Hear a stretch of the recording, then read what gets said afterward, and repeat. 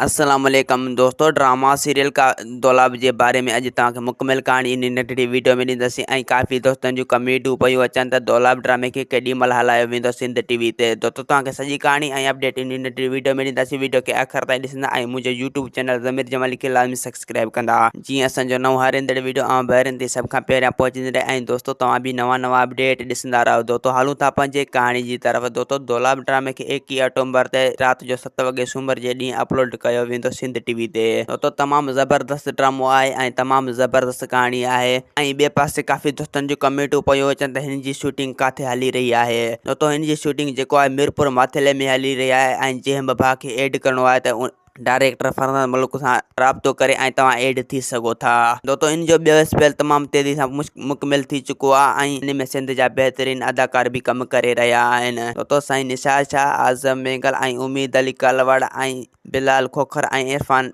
शेख। दोस्तों, हिन वीडियो खे शेयर कयो जीअं काफ़ी दोस्तनि ताईं हीअ वीडियो पुॼी सघे।